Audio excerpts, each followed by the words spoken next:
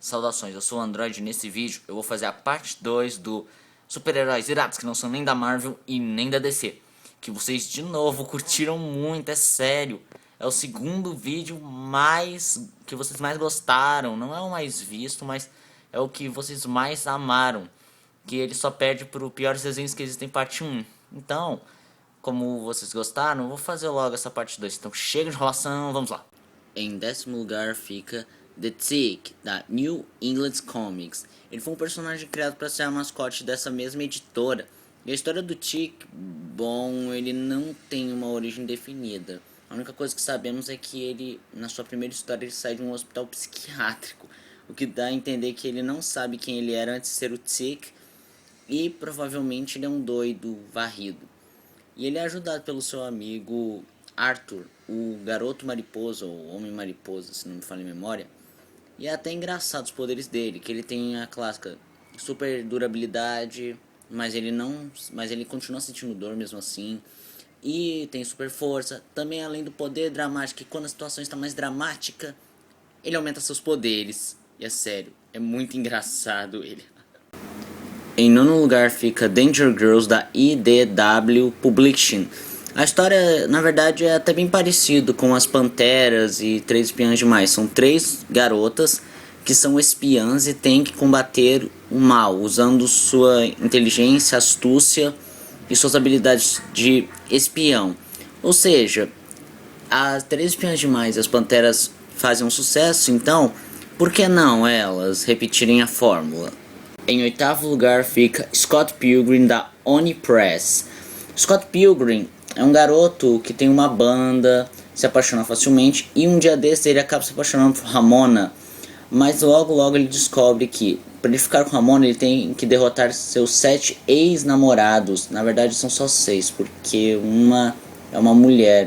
Mas enfim, ele tem que derrotar esses 7 ex-namorados dela para poder ficar com Ramona. E é interessante porque ele tem uma linguagem, além de quadrinhos, lembrar muito a linguagem daqueles games, sabe? Você conseguiu uma vida, avançou para o próximo nível, você tem uma vida extra, sabe? 7. Darkness, da Topcon Comics e da Image Comics. Darkness é uma entidade que está em constante luta contra Angelus. E numa dessas vezes que eles se enfrentaram, mas a única vez que eles se uniram, criou a Witchblade. Sim, ele está relacionado com Witchblade. E o Darkness possui o corpo de Jack Staccato, que apesar de ter cometido diversos outros crimes e por aí vai, tem um código de honra moral e usa esses poderes para combater o mal, em que ele pode voar, ter super força, abrir um portal que libera demônios daquela dimensão, além de se transmutar. 6. Max, da Image Comics. Max conta a história de um cara chamado Max, que é um vagabundo no mundo real, tanto é que ele dorme numa caixa de papelão. Mas num universo paralelo chamado apenas de O Interior, ele é o Max, o protetor da Rainha da Selva.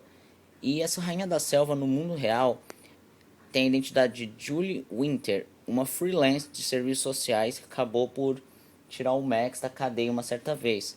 E ele usa esses poderes para salvar a sua rainha. 5. Vampirella, da Warren Publishing, Harris Publishing e Dynamic Entertainment. Foi mal, Dynamic Entertainment. Vampirella é uma vampira alienígena do planeta Draculon, que possui 2 sóis e seus poderes são basicamente iguais a de um vampiro, que é transmutar, sugar sangue, hipnotizar, se transformar em morcego, super força, super resistência, uma regeneração e por aí vai. E, sinceramente, eu não consegui achar tantos materiais assim da Vampirella. Eu acho que, tipo, é uma história de terror em que ela ataca os humanos porque ela vai pra Terra, algo nesse sentido. Eu, infelizmente, não encontrei tanto material. Mas eu acho que vale a pena se você curte um terror.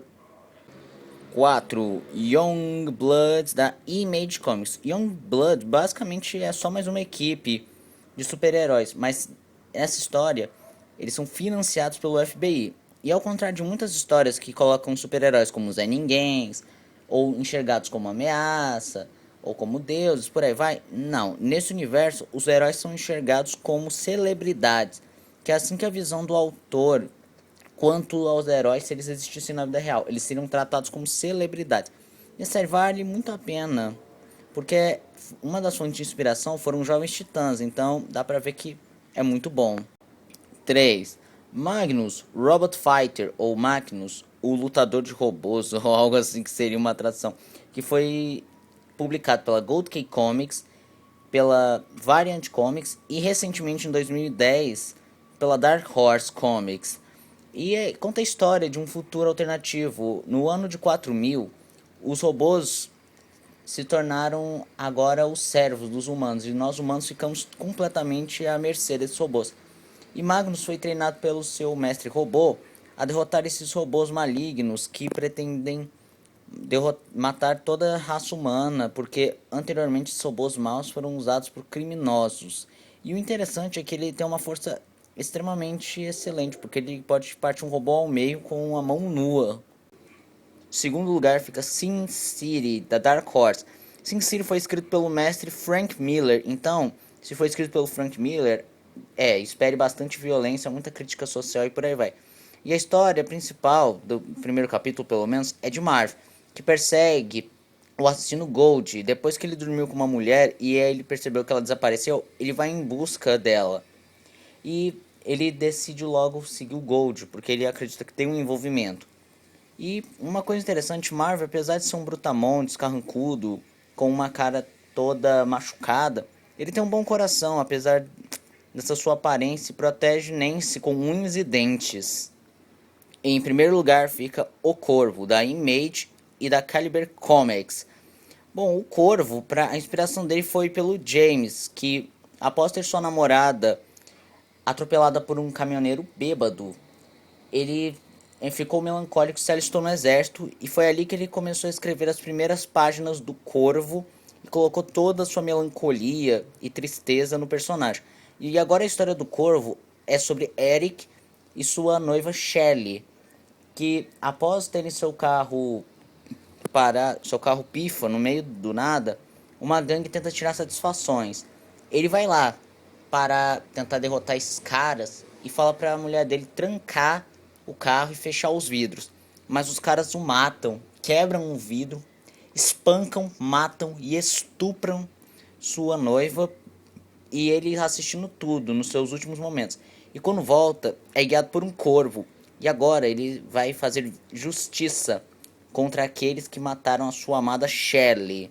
E o filme, e eu tenho que mencionar o filme que aconteceu em 1994 com a tragédia de Brandon Lee, que ele morreu numa cena de tiro em que era para ter uma bala de festim, mas por algum motivo a arma tinha uma bala de verdade, ele acabou morrendo. Não vou entrar no mérito da conspiração ou de sei lá o que, ou que ele morreu com a mesma idade que o pai dele, o Bruce Lee. Então tá, é só isso mesmo. E esse foi o vídeo de hoje. Se você gostou do vídeo, se inscreve no canal, compartilhe o vídeo, comente e dê o seu like. Dê sugestões de que vídeos vocês querem ver aqui no canal. Também não esqueça de ativar as notificações aqui no canal.